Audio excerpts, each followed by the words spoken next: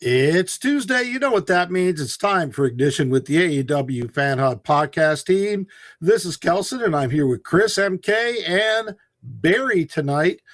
We've got some stuff to talk about. But before we get to what the content for tonight's show is, I do want to mention, our podcast.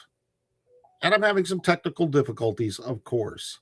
So I'll go back to the regular screen here. There we go. Our podcast that we do with the Everything Pro Wrestling and the AEW Fan Hub community on Mondays at 6:05 p.m. Eastern Time, hosted by Conrad Cushman and Sean Hubbard. Clash of the Podcast. They talk about WWE, AEW, TNA, really anything, combat sports. It's a real fun show. Of course, the show you're listening to Tuesday nights, 8:45 p.m. Eastern Time, with members of the AEW Fan Hub community, the Ignition podcast. We talk about the hot topics about All Elite Wrestling. Then on Wednesday night, right after Dynamite, a few minutes after Dynamite, Conrad Cushman and Derek Shelton from the Everything Pro Wrestling podcast host their AEW Dynamite review show. This week's show is a little bit different because they have a bundle package that they are giving away on Triller for Global Wars Canada and Uprising. So watch that show. Again, it starts shortly after Dynamite goes off the air on the @EPW Show YouTube channel. It's right there on your screen. It's a really fun show regardless, but with them giving away 2 shows over the weekend, Friday and I think Saturday, right? For Global Wars Canada and then Maple Leaf Pro Wrestling's Uprising. That's a really good deal. And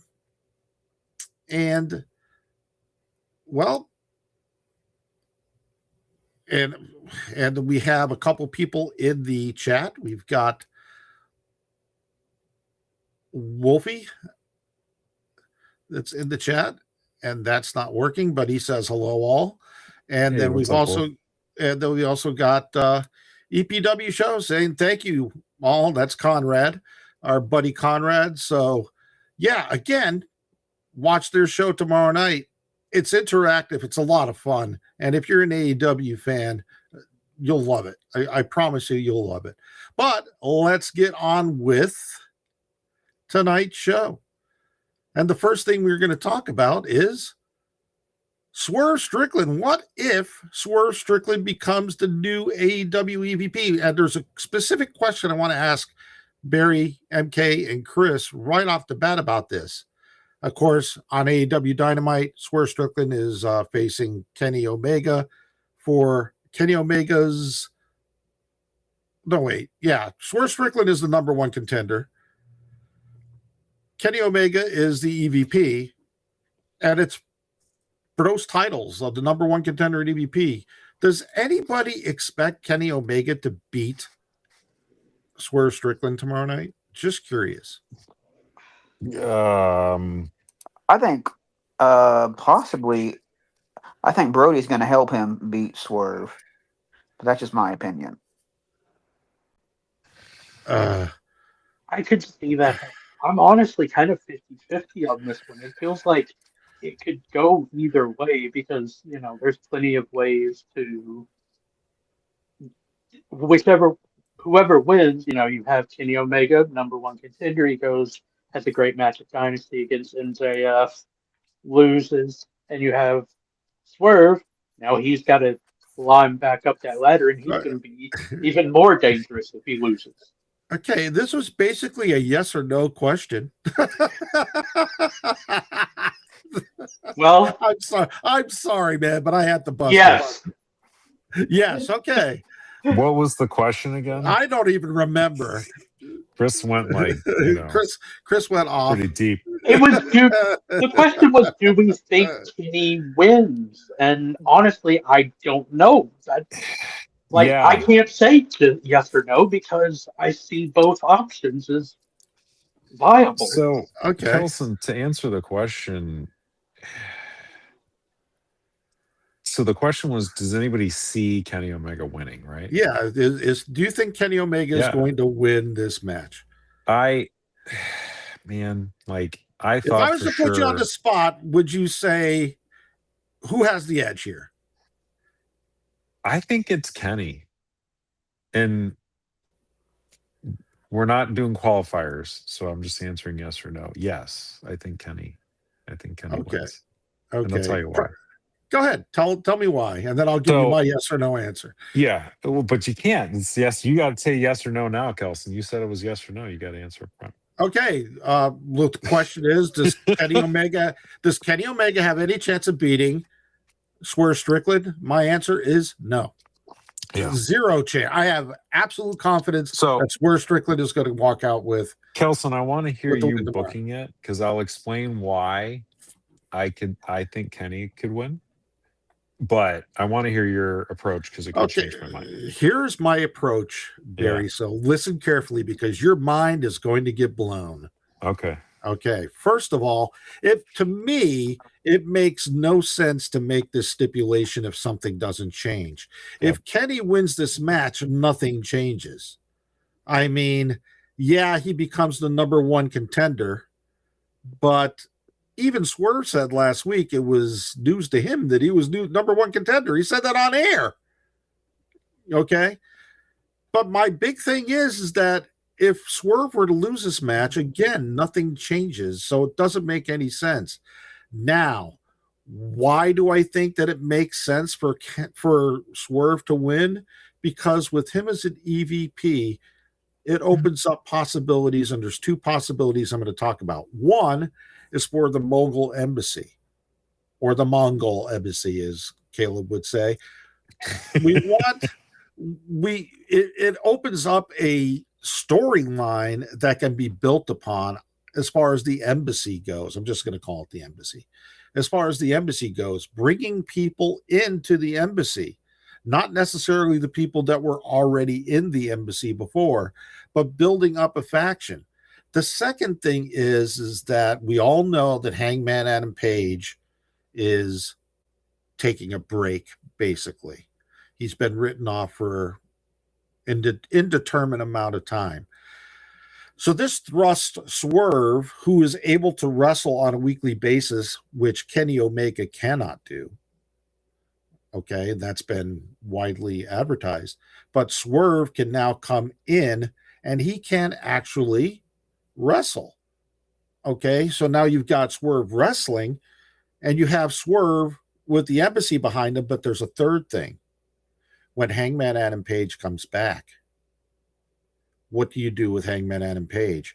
In my mind, the stipulation that Hangman Adam Page can no longer challenge for the AEW World Championship can be changed, edited, thrown out the window by an EVP.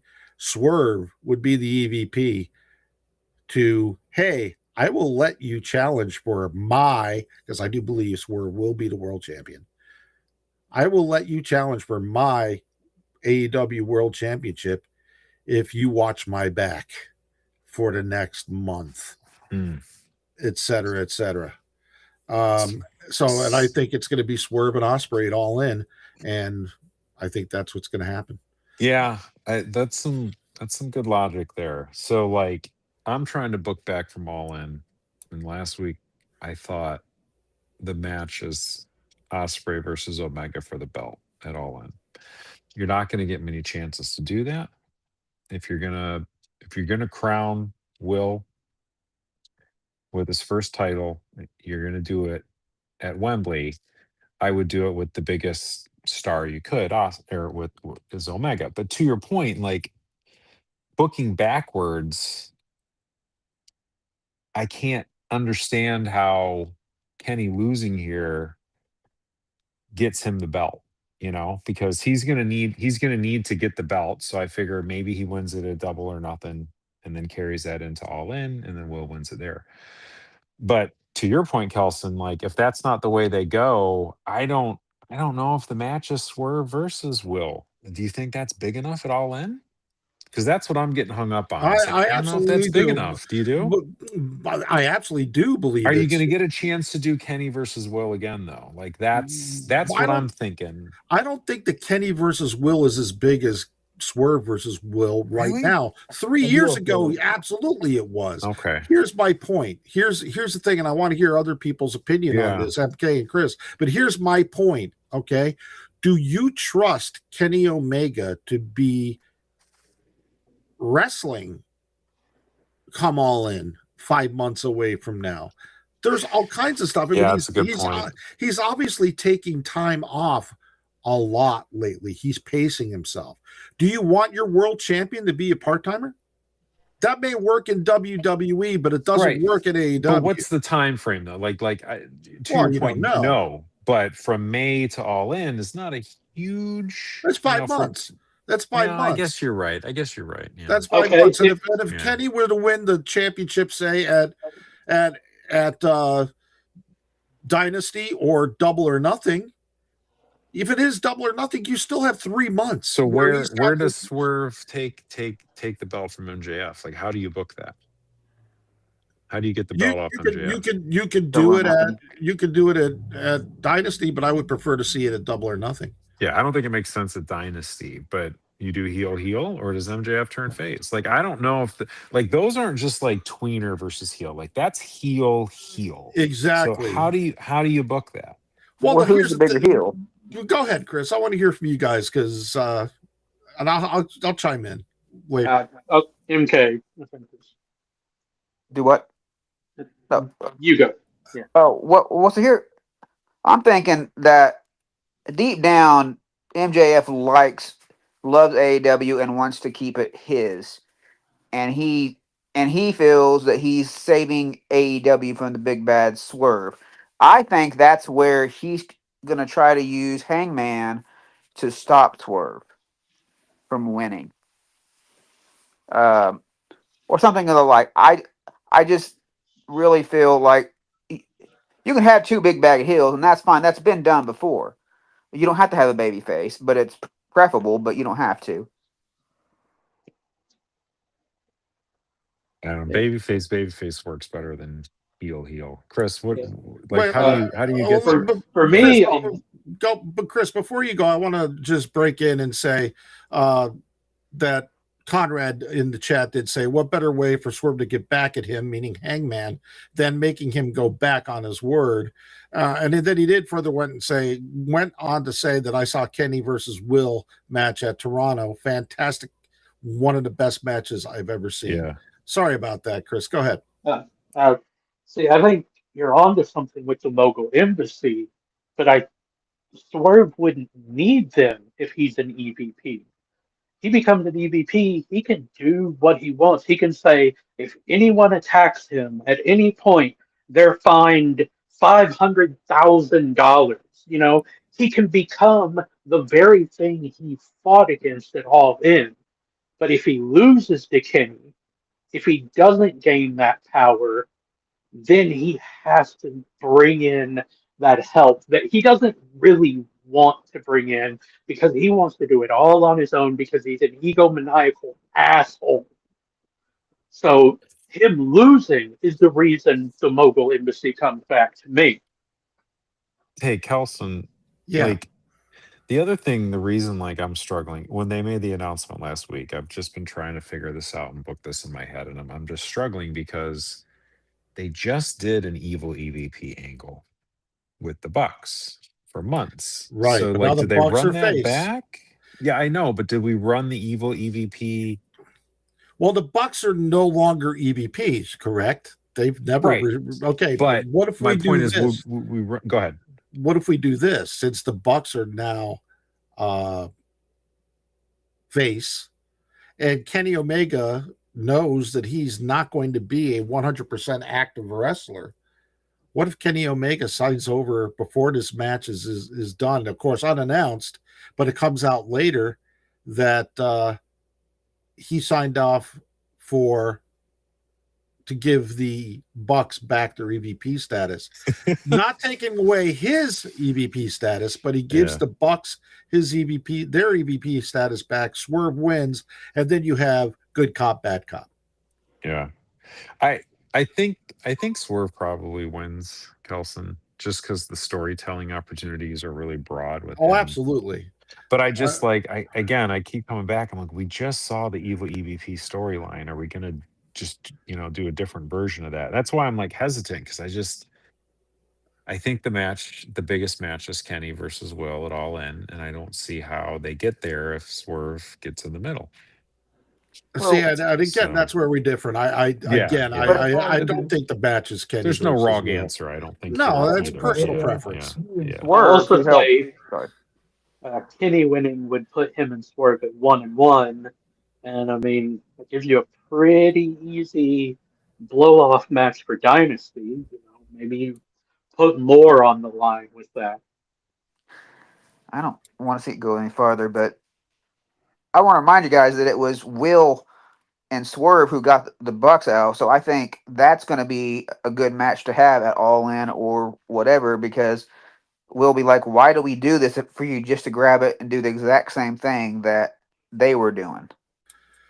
Well, if Swerve does reform the embassy, the Elite are going to be the counter measure to them. I also want to say that EPW show Conrad in the chat said, I'm also enjoying the uncertainty being discussed. Mm-hmm. This is fun. And that's what this is about. This is a really good what if kind of scenario that's fun to talk, because there's so many ways that this could be booked. Yeah. And there's no wrong way.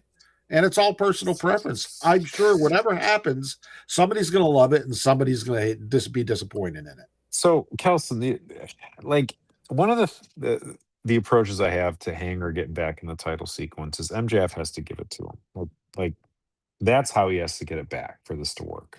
Otherwise, the stipulation's garbage. So, like those two, Hanger and MJF, are bonded.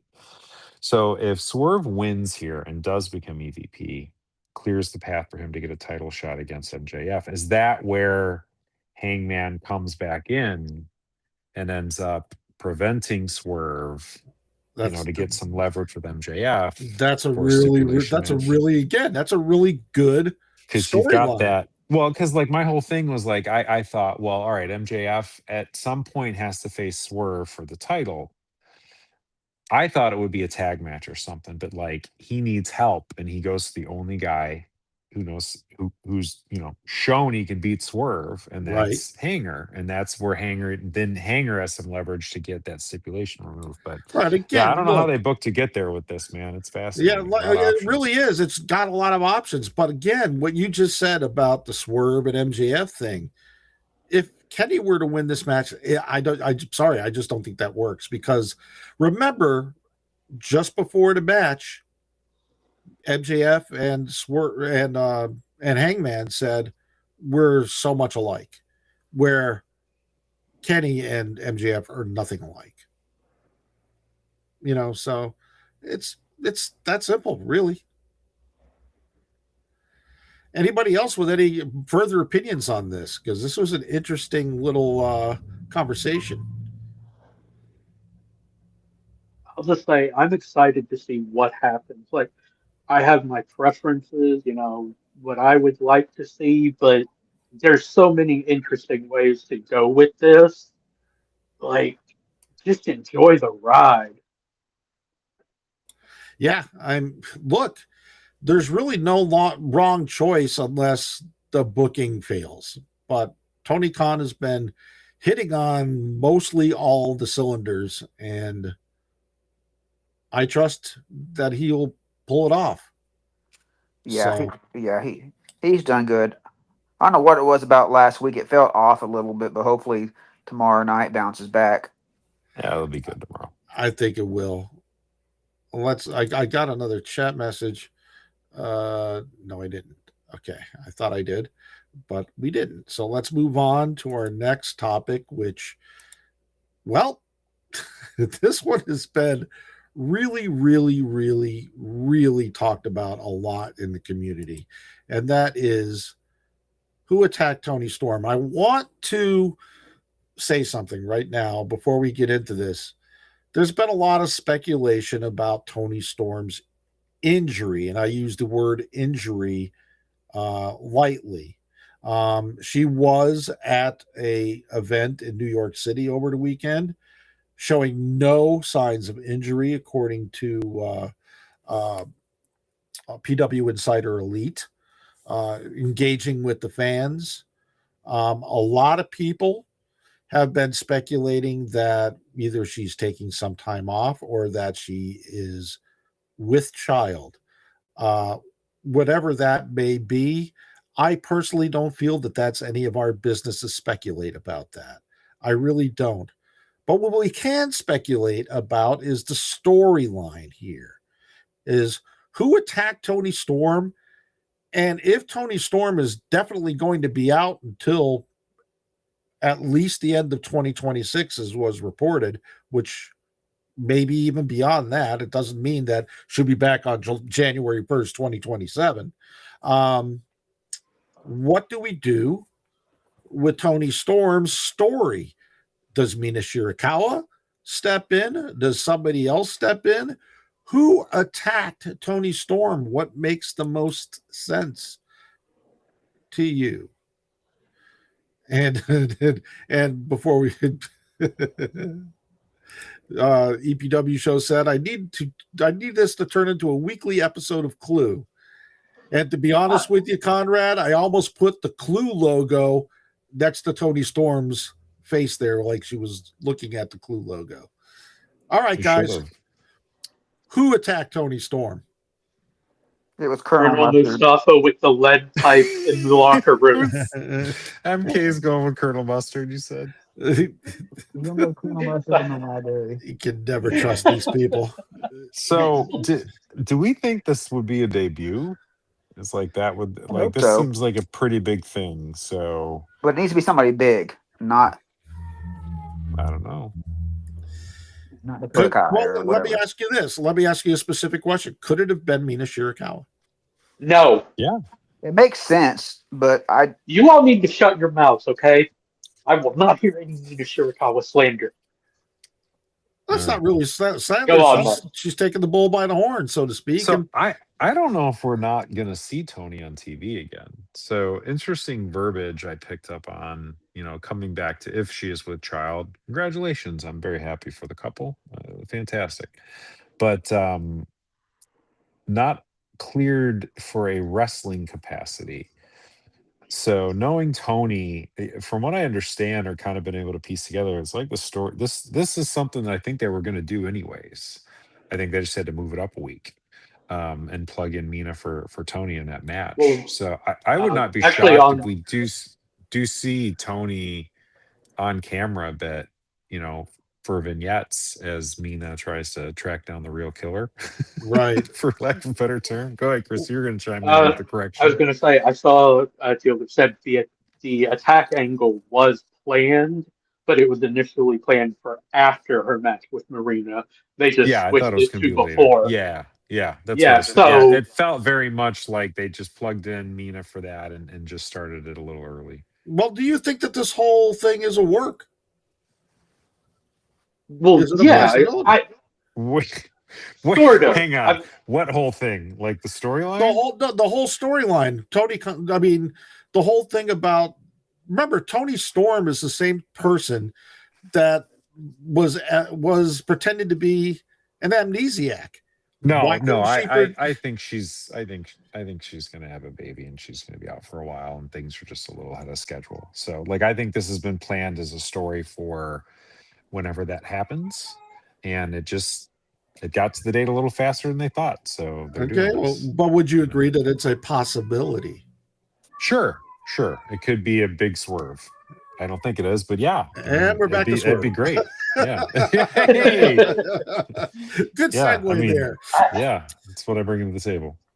Personally, I'm hoping that the reason, they had to step it up and change the plans is, because she is with child. Congratulations if it is, it's a great thing for them. And she can still do a little bit while, being pregnant and everything. Like, she can still do segments because, Hospital bed. you know, I don't think anyone would say that Toni Storm is bad in the ring, but her strength is on the mic, working the crowd, those segments, those vignettes. Like, she is one of the people in AEW that does that so freaking well to the point he doesn't have to wrestle as much and can still be very entertaining and on screen and work this whole, who done it storyline.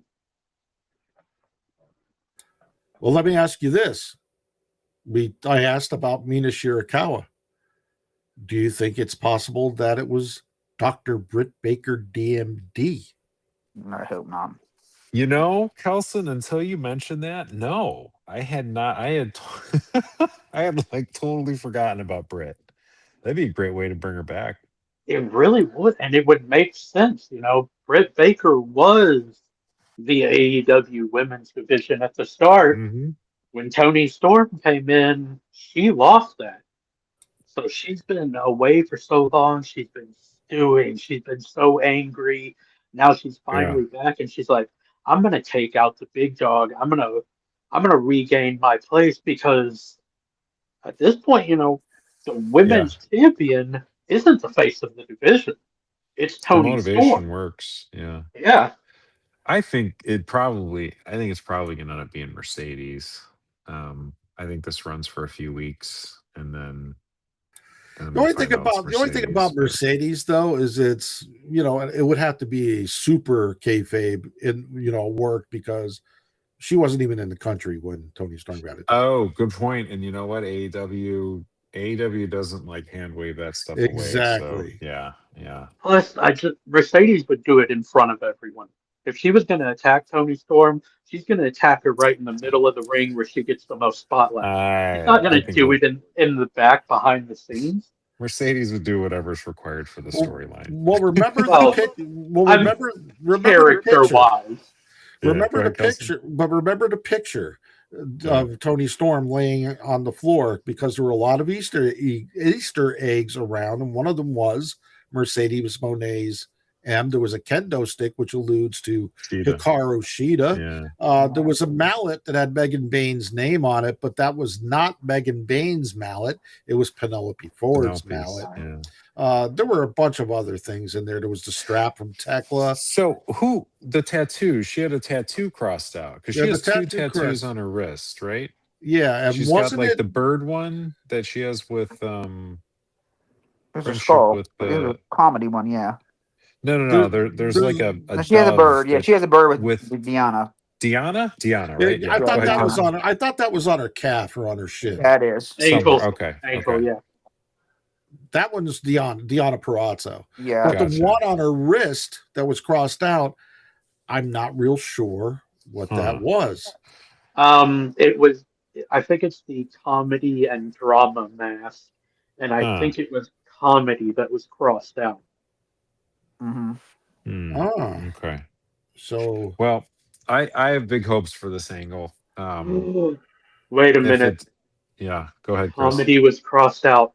Harley Cameron, no more jokes. She's gone freaking nuts and she's going to destroy everyone. Yeah, she lost the tag team title and Willow doesn't seem too upset about it. Yeah. Harley has every right to be upset about it, but I don't know. I think it's going to be really fun. I think it's going to be really fun. Well, look, I think we need a return of, well, not a return, but I think we need a detective Toni Storm come out and Carmen San Diego. Yeah, Carmen San Diego back again. Film noir, kind of dark alleys and stuff, and do vignettes oh my that God. way. She could absolutely do that. It would be great. Yeah, I want to see vignettes where like Mina's visiting Toni in the hospital and like Toni's just like in the bed. And then there's like a scene where like Mina's pushing Toni in the wheelchair along the water. Cause like if Toni is, with child, she can, you can cover that with a blanket and play off that. I'd love to see them really like go deep and do some fun vignettes. Yeah, but again, if she is with child, AEW, as you said previously, is not one to push reality aside for the sake of story. So if she is with child, I don't think Tony Khan's gonna like cover her with a blanket or hide her behind a desk or something like that. Why wouldn't they? I mean, it's Tony. Like they certainly could. I don't They know. could, but I just don't see Tony Khan doing it. I They really should don't. Yeah, I almost guess. do I that guess. just to kind of make people wonder. Well, I think you're right, Kels. Probably not, but not when she starts showing. But I wouldn't be shocked to see her in a hospital bed for some vignettes and stuff early on. Now, as far as debuts go, yeah, EPW show saying Luther, private investigator. But as far as debuts go, I mean, I've seen Dakota Kai's name brought up, but that doesn't make sense when you look at the Easter eggs that were left around. Was there anything that alludes to Dakota Kai? No. I mean, there's different things. I mean, we talked a little bit last week about maybe a returning Camille coming back. That would be maybe a good way to bring her back into AEW, but it doesn't make sense to me because she's been gone for so long, as has Hikaru Shida. Look, it could be Nyla Rose, it could be Riho for all we know, but they've just not been visible. I think it's got to be somebody that is either completely unexpected, like a debut, or somebody that's been visible, that is tired of being pushed aside, whether it's being pushed aside by Toni Storm or being pushed aside by someone elsewhere. You can't discount Britt Baker. You can't even discount somebody like Anna Jay or something to that effect. I can discount Anna Jay. She's not a big enough name for this to be like. But this is how you make a big name out of somebody. Maybe. This could, I'm just saying, this is a platform. You never know how Tony Khan thinks. Or I know that sounds RJ really City. bad to Anna, and I didn't mean it that way. I know What that about sounded Stat? good. What? I don't know if she What about Stat? Statlander? Stat? I don't think it's going to be Statlander because, look, Statlander just lost the AEW World Championship title match twice. Yeah. I think Statlander, for all intent and purposes, is, I hate using the word buried, but I think knocked down a couple of notches is fair to say. I don't know. What do you guys I think feel it would about be a that? kind of easy deal. You could say, okay, they ran into each other backstage. Toni Storm, tried to console her about losing the title, and that just like something in Stat snapped in that moment, and she bashed her over the head and like beat her down, and then realized and ran off. I don't see her doing that. Not that I think it That's too should be her. convoluted. I just think that's a way you could go with it if they wanted it to be her. I think Kelson's on the right vibe. It's going to be somebody coming back. I don't think it even needs to be a debut. It'll be connected to something somebody did at some point, but it'll be somebody coming back. Maybe it's Sheeta, maybe it's Mercedes, but yeah, I don't think it'll be. Yeah. I think this will be a pretty straightforward story when it's done. They're not going to do anything super crazy as far as who it is, but it's going to be a lot of fun to get there. I think whatever happens, it's going to make perfect sense. Because if it is somebody like Camille, it just doesn't make sense. Right. There's no the motivation it'll make a lot of sense when it's revealed. Right. And if it's somebody like, say, Dakota Kai, that really doesn't make a lot of sense to AEW fans. No. But I would say if it's handled right, they could build it into something that makes sense. So you never know. I would honestly put leading candidates Britt Baker, someone hired by Mercedes, and then left field pick, It's Bailey. Like, what the? It's Bailey. Bailey's not available until January 1st, 2027. I don't think Bailey's so I don't think they're gonna if this was October, November, I'd say yes. But hey, for all we know, it could be Mariah May. It was John Moxley. That's what we're gonna find out. Yeah, Moxley. Anyway, okay. I'm ready for the next subject. Me too, MK. Well, let's move on because this is, we could talk about this forever and not get anywhere. The next topic is kind of a weird topic to me. I really don't have a whole heck of a lot to say about it. But let's look at what's being done with Darby Allin. Is Darby Allin in the AEW title hunt? And if so, it doesn't necessarily have to be the world title hunt. It could be the TNT title. It could be the Continental title. It could be the International title. But is he in a title hunt? Because he seems more like a guy to me as of late that is making his story completely about non-title matches and feuds. What do you guys think? I think he's one of those guys who's kind of always in every title picture because the fans love him, and you can really, plug and play in any title division that you don't really have a clear challenger. You can just be like, okay, Darby Allin, we'll decide later if he's going to win or not.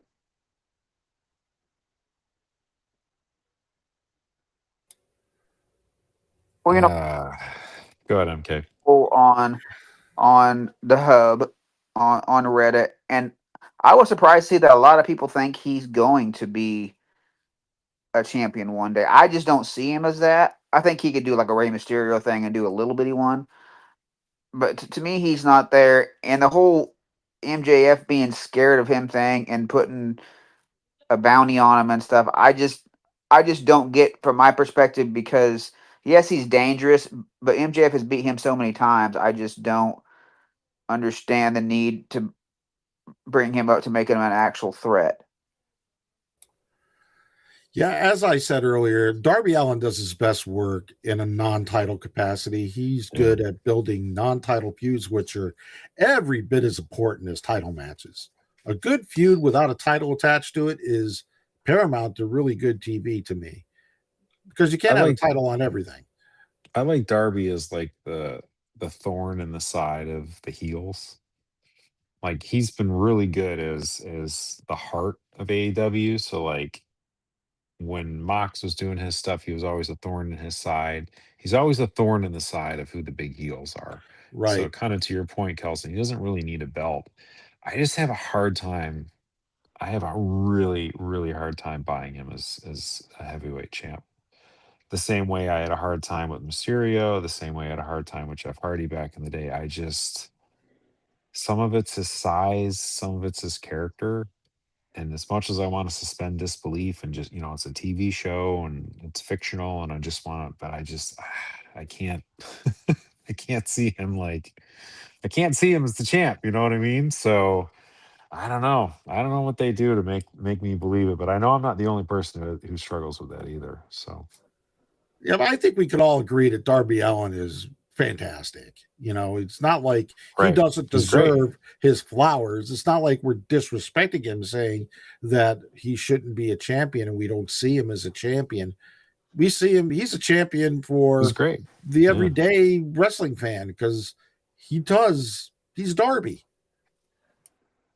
Yeah, I mean, you look at it like I like to use TV and acting really to kind of explain wrestling because Darby Allin is best supporting actor. Like he has a very important role, but his character doesn't make sense as a champion. That doesn't reflect on him as a performer and his craft and how good he is at his job. But in a narrative sense, the Darby Allin character does not make sense as a believable champion. And that's kind of where I struggle. It's like I don't, maybe Chris, you can convince me otherwise, but like, yeah, I don't buy him. I don't believe anybody. Like, I just believe too many people can kill him. I know you brought up his size as one of the things that kind of makes it like, okay, he's really going to beat these big guys, but that's the thing. He knows he's small, and that's why he does the insane crap that he does. That's why he throws himself into every move, every dive. Like he uses himself as a freaking pinball to hurt these bigger guys, these stronger guys, these better technicians. Okay, yeah, it's not sustainable, but for right now, it's what he's doing, and that's why he can be a champion. He can be that, balls to the wall, crazy in every defense, and eventually that burns him out, and that's why he loses. Just He's like gonna, his TNT, just like his TNT title runs, he did match after match after match after match, and it bit him in the ass in the end. he Yeah. would he would end up having Orange Cassidy syndrome, which all his matches would end up being the same, Thank you. and people Yeah. would get tired of it because he's always the underdog and all that. It just it doesn't work for me. I love the guy. Last week he was I love what he does, but he was a little too dangerous for me with that car wreck. I know a lot of people loved it, but I just didn't. I winced. Yeah. That's the funny part is like he's good in the ring too. Like he doesn't need to be like lunatic guy. Like he can Right. legit Yeah. wrestle. Like I've watched him Yeah. when he gets more mat. They do more mat stuff. Like he does fine in the ring too. He was great with NJF. I just We talked I about a love the lot of guy. titles for Darby. We talked about a lot of titles for Darby. We didn't mention the tag team champions. If he gets himself it's the a good right point, tag yeah. team partner, Conrad in the chat said about Darby, I view him like a Jeff Hardy. You can definitely give him a quick one. Yeah. A quick 1 month title. Give him a quick one. That sounded perverted. You can definitely give him a quick 1 month title to satisfy his fans. You just have to pick the right moment. And yeah, I can agree Right. with that. Exactly, Again, he would be a with great Darby short-term Allin, champion. yeah, with Darby Allin, there's just so many ways you can go with him. But Barry made a good point. He can wrestle. He is a good mat technician as well. Yeah. As a Super stuntman. fast. Because his style of wrestling is a stuntman. I'm sorry, that's what it is. And I think that he Yeah, needs that's somebody to his move set. ground him and make him more, I don't know, believable as a technician. The Like he'd technical work part. in a team with like Brody. Him and Brody would be a I really was fun thinking team the to watch. same thing. You know, like, and I know that's running it back with Bandito, but like, I just feel like the two of their styles would just complement each other so well, and they just kind of jive as like characters too. Now that Brody's a face, I but want him to team up with Lance Archer, not as part of the Don Callis family, though. I wouldn't mind seeing Darby with Buddy Matthews when he does return. yeah, Yeah. you could do some That fun would be stuff with interesting. that group. You could do some fun stuff with that group for sure. Oh yeah. I just wish that Sting would have rubbed off more on him and told him, you don't have to destroy your body. You can work safe. You can be something, and do that. But it didn't. It I guarantee you he did, dude. Like everybody told him, he just doesn't listen. he scares me. I'm Uh, sorry. I don't want to end up like yeah. Dynamite Kid or something. He scares me. Yeah, I wish. Yeah, Yeah. that's gonna be bad. Yeah. Well, look, let's move on. So we can get this show going. Well, we have a return of sorts coming fairly soon. They're talking about probably April 1st, April Fool's Day, the return of Mercedes Mone to AEW. The next women's champion. What do you guys think? Now, here's the thing. Mercedes Mone had what, 13 belts at one time? She's down to 3. On March 31st, she's wrestling at Winnipeg Pro Wrestling, defending that title. So by the time April 1st comes around, March 31st is in Winnipeg. Dynamite in April 1st is in Winnipeg. So she's not going to have to travel very far to get from one place to the other. So, but when she shows up on Dynamite, she very well could be 2 belts Monet or less. They could add the other 2 belts on the stipulation. Hey, let's do a free for all. Well, I mean, one of those belts is the Owen Hart one, which really does it really count? No. That I don't think that is one of the belts. Wait, what if that's the match? What if her big return is that match and she loses on Dynamite? What if that's what starts the storyline? I don't know, but yeah, I mean, Mercedes Mone has dropped a lot of titles. The last one she dropped she dropped 2. She dropped the Scandinavian and the Scottish Women's Pro Wrestling Champion at Rev Pro. Recently, I think that was 2 titles in one match. But even though she lost, the crowd showered her with love and respect. She's that damn good. Again, when she first came to AEW, I was not on the Monet train. And now I am, because she's damn good. Yeah. It is what it is. I mean, she does what she does, and she does it better than anybody else could possibly do it. There were people who, I mean, you remember seeing them online. Every belt, they didn't believe that she'd return the favor. And any normal person could see clearly that was the whole point, was the belt collector, and then she was going to return the favor and put these women over in these other promotions. Yeah, but And it's Barry, been great. one of the things is, look, she had 13 Yeah. belts. That's a lot of Yeah. hell of a lot of belts to do. And there were international belts. There were very Yeah. few that were American belts. I mean, she had the Yeah. ROH She's got TV to travel title at around one the time, world, man. and she had the TBS title. Everything else was CMLL, Australia. I mean, Austria, A lot of Italy, Spain, Germany, Austria, Italy. But here's the thing: she didn't just go and defend those titles once and lose them. She actually defended those titles, many of them, yeah. more than one time before she did eventually drop them. The other thing is, she didn't just fly into Italy to have a match on a Sunday on Saturday night, have the match and fly out on Sunday night. She was going there and she was spending 6 hours doing meet and greets with fans on Saturday, and then she would stick around after the match that she had on Sunday, and she would do meet and greets, and then they were showing her visiting historic attractions around the city. The next day she was staying for like 3-4 days, and she was doing press and whatnot. She is doing a lot for AEW. I understand people don't like the way she wrestles, and that's fine. That's a preference. But I don't think you can deny that she is giving everything that she can for AEW. It's like watching the old champ in the territory system go through the territories, right, Kelson? I mean, we got tail ends of that, That's what it reminds me of. When she first signed with AEW, there was a thing that came out, some quote that said that she could see herself going back to WWE one day. And that was like within the first month that she was in AEW. Since then, she has been AEW, AEW, AEW, AEW. She only mentions WWE when she's asked something about WWE. And it's never complimentary, put it that way. I personally don't think that Mercedes Mone, based on what she says, ever wants to go back to WWE. I think she's very happy in AEW. I don't know. I really do.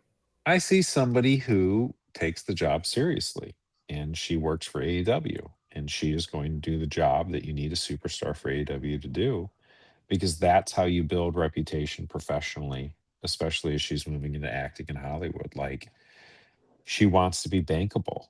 And if she was to go to a different promotion, WWE or New Japan or CML or whatever, she'd do the same thing there. I think that's just a maturization or whatever. Just as a person, like, as she is establishing her professional brand identity in her career, like, she wants to show she is a bankable investment as far as talent goes, whether it's for your promotion or for your TV show or for your movie, Well, keep in mind also that she left WWE. She walked out of WWE when Vincent K. McMahon was running it, when WWE at that time actually had more wrestling than commercials. Yeah. I don't know if you saw this, but on AEW Collision Sunday night, which was a 1-hour show, there was I can't remember the exact total, but I think that there was, I want to say 35 or 36 minutes of actual wrestling on the 1-hour show. Monday Night Raw had 33 minutes and a 2-hour and 15-minute show last night. That doesn't afford a lot of time for somebody of Mercedes Mone's stature. And if somebody wants to make their mark, if she wants to go to WWE and retire, that's what you do. But if you want to go somewhere and wrestle, WWE is not the place to go. They had 4 matches last night on Raw, none of which lasted more than 10 minutes. And again, 2 hour and 50-minute show. There was 33 minutes worth of wrestling, 4 matches. That's not going to cut it for a wrestling fan. It's definitely a different flavor, isn't it? I see if Yeah. Bailey comes to AEW, she's staying because I don't see her going back. But if Bailey comes over, it's for sure that she's going to stay. There's no So way. how would you book this if Mercedes is the one that attacked Tony? Like, how do you do that? Well, I'd like to hear your opinion on that. I don't You know. That's what I was you asking. put me I on was the just spot well, earlier. Because Okay, like earlier, you I thought it mentioned- makes sense to be her. Like I didn't see anything in the hints from her stuff, and I've just been sitting here this whole segment, and I'm like, man. Well, in the background, there was that neon M, which was Mercedes Mone's sign that she used to have at her yeah, it vignettes. is. You're right. Okay. But Yeah, then but again, like- you really can't like go you by that pointed because there's out- so many things. But like you pointed out, she wasn't even in the country then. So the only way it would really Yeah, work is I totally forgot. That's hired right, someone. Kelson. Yeah, she would it have wouldn't have been she her. would have I had don't to think it's her. hire someone Actually, to attack it's her. probably not her. It's probably Yeah, well, not her. Chris made a very good point. You know, Mercedes Monet is the type of person that would hire somebody to attack Toni Storm on her behalf. Yeah. But they've done that angle already with Camille. I really Yeah. don't see that happening again. And it would have to be somebody imposing. I mean, there's been all this talk about the Renegades joining up with Mercedes Moné's, but unless the Renegades caught Toni Storm when she was sleeping, I don't think there's any way that Robin Renegade could take out Mercedes Moné. So let's Here's the book crazy thought. Wait, hang on, Chris. So let's book all in. You want Mercedes in that title match? Yes. Not necessarily. She could No? be. Well, keep in mind, if you're going to book Mercedes Moné for the title match, why would you take out at All In? Why would you take out Toni Storm? Because the way you win a title shot at All In is by winning the Owen Hart tournament. Sure. Unless you thought, okay, Toni Storm is going to definitely be in the other side of the bracket, and I've got to eliminate her so I have a chance because nobody's as good as Toni Storm. You can just explain it away. She's taken out the people she hasn't been able to beat. Tony's one of them. Yeah, but if more people go down, then there's a chance that is. I'm just I'm thinking All In, and like if I want my big matches, again, that's why I was thinking Ospreay versus Omega, but Ospreay's Swerve is huge too. I want Mercedes in that title match, and if I'm going to crown her with her first title, that's where I do it as well. I think she gets it beforehand. Yeah, she's got Here's so a much crazy love idea. and stuff going around that her as a face. That's what she wants ultimately. She loved the TBS, but that's what she wants is to be the best in AEW and be the women's champ. That's what that's the one title that she's not been able to get. So I think putting her on there and having her defend it at All In as the AEW champ would be better, in my opinion. Well, here's another thing that you could do. This is just my personal opinion. Let's say that Toni Storm was attacked by somebody that Mercedes Moné did, in fact, hire. She admits to it or she's found out or something like that. Then what you have is a pissed off Mina Shirakawa. Okay. And you have whoever Mercedes Moné hired to face that's revealed, I guess, on April 1st, which is 11 days before Dynasty. Okay. You could set up a match between Mercedes Moné and her lackey against Mina Shirakawa and a wrestler of her choice. And the wrestler of her choice, in my opinion, would be somebody that's coming over from Japan to wrestle on April 16th already. So she'll probably be able to come to the country 4 days earlier, participate in this match. And that would be Yuria Jaime from Stardom, who is trained by Mina Shirakawa and as a protege. In fact, Yuria actually was gifted Mina Shirakawa's gear and has worn it in ring. So that makes sense to me. And that would be a good match. I think that would be a good match, and one that in no way, shape, or form should Mina Shirakawa and Yurahime win that match, but it would be a good match, and it'd be a non-title match. I don't think that Dynasty is the time to have Mercedes Mone come back and challenge for a title. I think it should be just a non-title feud, a one-off kind of thing, and this would be the perfect one to me.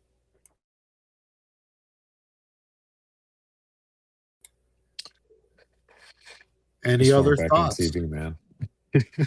Just want it back on TV. Yeah, especially without Toni Storm, you're going to need a Mercedes Mone. Yeah, you need her. You do need her, and this is the perfect opportunity. And maybe, I don't know. Something tells me with the Toni Storm thing that it's a work if she's not with child, which, worst case scenario, I hope that's what it is. Best case scenario, obviously, I hope that's what it is, unless it's a work. And it could be a work. It really could be. So you never know. This could be a wink, wink, nudge, nudge moment from AEW. I hope I'm wrong, because I think that would be pretty bad, but it is what it is. Yeah.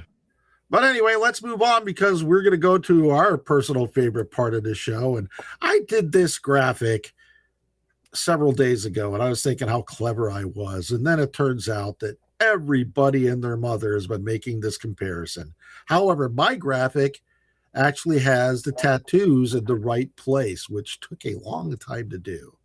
So when we go to It's a Kapabe, let's talk about a good old Leo Rush in his golem turn. Oh, it took a second. Kelsey. Oh, but look at the tattoos. Those are Leo Rush's proper tattoos. Yeah, I had to move my camera is covering it up. Well, first of all, there's been a lot of discussion. I guess this is a good thing. I mean, hey, if you're Leo Rush, you want people talking about you, right? Yeah. There's been a lot of discussion, whether it's good or bad, about Leo Rush and his, or Leo Rush, as I'm tempted to call him all the time, but about Leo Rush and this gimmick, which is what he used to do in the similar to what he used to do in the Indies. What was it called? The Black Heart gimmick. Yeah. But what do you got? What do you guys think about Leo So Rush? is the crew dead now? Is the crew over? I kind of think so. Okay. They got a vaccine. Where's Action Andretti been? Has anybody seen Action Andretti? That was the joke that whenever people say it, I guess. Anyway. Yeah. No, I didn't. I didn't catch the second half of Collision, so I didn't see the match. I didn't see the match, but I saw clips of it. It's a unique style. It just threw me off when I first watched it. I said, "What is wrong with him?" But the galloping in the ring was kind of cool, and doing the tope, so and that, and the bouncing off the ropes and stuff. It's unique. A lot of people outside the company are coming in and saying, "What is this?" and all this junk. Yeah, but we have to take that at face value. Generally, though, I've seen a lot of people positive for it, and it's interesting. I want to see a little more of it. I was hoping you guys, since you guys have seen New Japan, could kind of inform me about what it used to be, because I have no idea. He never did this in New Japan. Yeah, this was an indie gimmick. Okay, okay. And I never saw it before. Just to make. I've only seen clips of it. So he completely changed his moveset. I thought he just wore the contacts from the. So like he's a completely different. Yeah, Barry, you ever seen the movie Megan? Or seen clips of it? But I saw the clips of it. Yeah. Yeah, like the scene where it's like she's in the forest, she's like running on all fours. That's what he does. He's like Gollum. He really is. Really? He is what he's doing. But he's still like super fast like he was before. Yeah, he's very fast. Yeah. It's very weird, because it is a very strange gimmick, but when you look at it at face value, with his facial expressions and the unusual physical things that he's doing, it really is kind of impressive. Now, I'm not saying that I like it or that it's going to work. I think it's too young for me to decide whether I like it or don't like it. And I think that people say, "Oh, I love this," or "Oh, I hate this," after one or two, after 5 minutes Right. of being on screen is kind of like jumping the gun a little bit. You I should don't go know. on their social media page. He has several clips on there of it, and it's reaching a Okay. lot of people. I'll check It's it out, man. almost like a sort of like a trickster demon kind of gimmick. Like he's weird, he's a little creepy, he messes with you. Like he does that, bounce off the ropes and stop, go to the other. Like that crazy one, he'll bait people in. I think part of the reason maybe people are a little thrown off by it is the the shaved head and the contacts make it seem so much weirder. Like Mhm. it was Yeah. better when he had the face paint and just normal hair.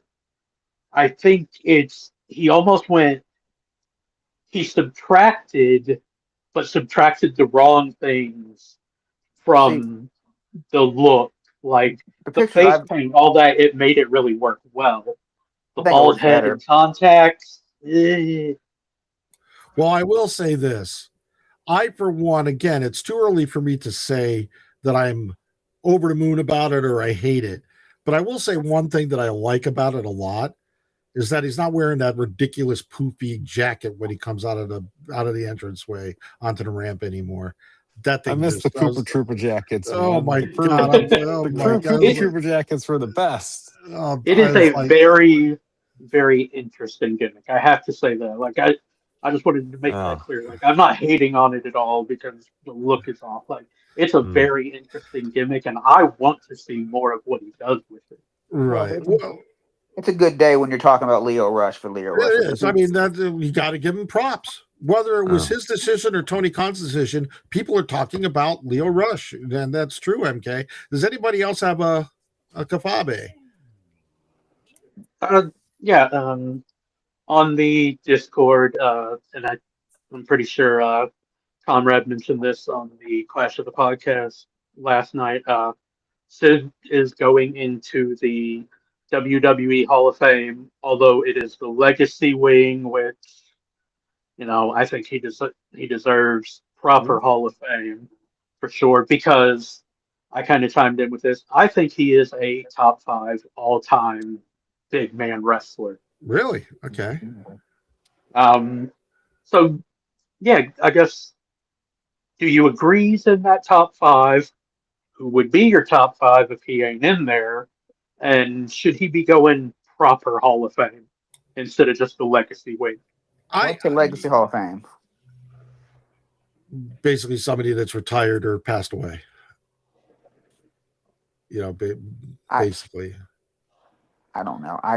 It's being in the Hall of Fame not based on their work in WWE, but their legacy, their work throughout different companies, etc. Too. I mean, who the hell knows? It's WWE. They do what the hell they want. The legacy Hall of Fame. Whoever ate the most cupcakes and catering gets in the Hall of Fame. Yeah. There's Sid has a the couple major really difference is people get time to talk about him or not. Yeah. I just don't. Sid, I go don't, ahead, okay. I don't know. I feel the only thing famous about Sid Vicious was his injury that he did. He wasn't that great of a wrestler to me. I don't put him in the biggest big man, and I'm not going to do a list because I can't think on top of my head. But I just don't see it. Yeah, I don't know if he's top 5 all-time big man. Maybe in WWE, I guess. But Sid has a couple of fun shoot interviews out there, and he seems like a pretty down-to-earth guy. Like he's a country boy. He never talks up his ability in the ring. Like he's very matter of fact of like what he was there for to make money and like what he could do and all that kind of stuff. But there's this I can't stop without laughing. There's this rumor about this match where he pooped his pants while he's wrestling. Okay, thank you, And thank you very much for your contribution, Barry. And they ask him in the shoot interview, and he's just like, I didn't poop my pants. And you gotta, oh man, it's so good. He was a horseman, wasn't he? Well, there What's was that? didn't Stone He was a Cold horseman, also wasn't he? poop his pants, and he admitted to it as well, I didn't don't he? know. I don't know. I don't remember the match. I don't even remember the. Maybe that was the match. I don't know, but I know that there No. was. I know there was some shit about shit. Put it that way. Yeah, I I don't think with Stone remember. Cold, it was like a random house show, and like they got called like 15 minutes early. So like at the like he was going as he held it as long as he could, but right at the end of the match when he hit the stunner, I think it was. A I don't remember that. little squirt, squirt. Yeah. Which Well, I will Anyway, tell it's you, just you hit a stunner in the ring, it shakes your ass up a little. sure. Yeah. yeah. Well, regardless, there's two long sit interviews that are pretty fun, and one of them is his where he gets very upset and clears the air, so to speak, about no, he did not I'm poop gonna have to look this up in the now. middle of the ring Yeah, Well, while he was wrestling. okay. Well, I want to move on. I have a little short kafabe, Move and on. then That's my kafabe. that's your kafabe. Yeah. Did I see Rodman's in the Hall of Fame? Dennis Rodman? yeah, I think so. Yeah, like it's WWE. Whoever eats the most They do cupcakes and whatever the fuck catering they gets want. in the Hall of Fame. Yeah. There's I no can see Dennis rhyme, Rodman, though. I there's can. no rhyme or reason to it. So anyway, moving on. I do want to mention this because I think it's fun and funny. I posted it in the women's Joshi room on the Discord and also on the Women's Pro Wrestling subreddit. In Stardom, Rianne, who is a young wrestler, up and coming wrestler, is having a feud with Yuna Mizumori, who is the speed, or I think I don't know if she's still the speed champion. But anyway, the feud is basically Rianne running up to Yuna Mizumori, stomping on her foot, and running away. And there are clip after clip after clip after clip of Rianne running up to Yuna Mizumori, stomping on her foot and running away. It is so stupid, but so freaking funny because they're selling it and they're having a lot of fun with it. And Spike on our Discord in the women's Joshi chat channel actually did a graphic, an illustration of Rianne as Stone Cold Steve Austin, and Stuff a mud hole in him. it's the whole thing is preposterously stupid, but it is so stupid it's brilliant. The compilation video of the stomps. Yeah, I made so a great.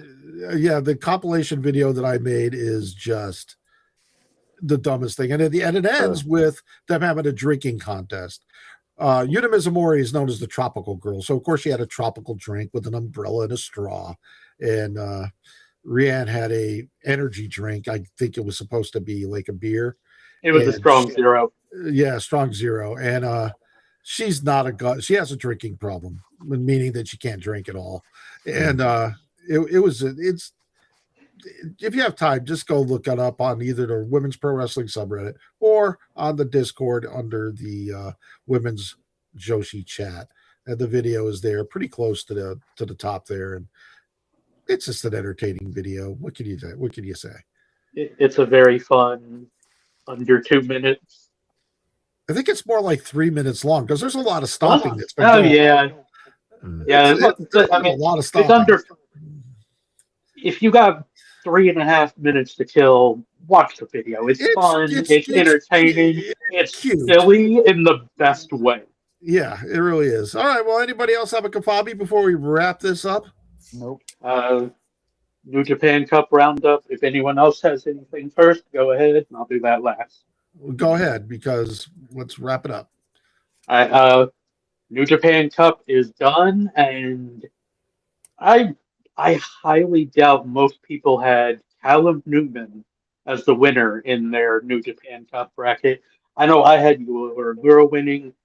The match was absolutely fantastic. If you can watch it, watch it. Like, the little spoiler about the winner ain't going to change how good the match is throughout. All right, then.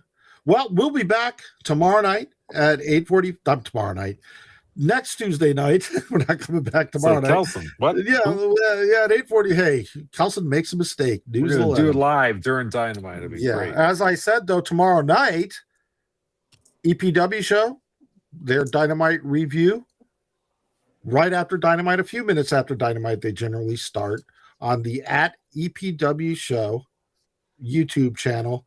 They are giving away a Triller bundle for both Global Wars Canada and Uprising that's taking place this weekend. So join there. It's a really fun show. The podcast is great in and of itself. So give them a shot. It's a lot of fun. It's very interactive. They mention everybody in the chat a lot, and Conrad and Derek will take care of you. They're both entertaining, knowledgeable, and funny guys, and I love listening to those guys. I just wish that it wasn't on so late. Dynamite needs to be a 2 o'clock in the afternoon show from now on. So Eastern time, so I can stay up a while. I'm getting too old to stay up past my bedtime. But anyway, we'll stay up for the end of this podcast. You're fading out. I can see it in your eyes. But anyway, we will see you next Tuesday, not tomorrow, next Tuesday at 8:45 p.m. Eastern time. Join us. Talk in the chat. Let us know what your opinions are about what the community here is talking about. Good night, everybody. Good night, Eddie Kingston.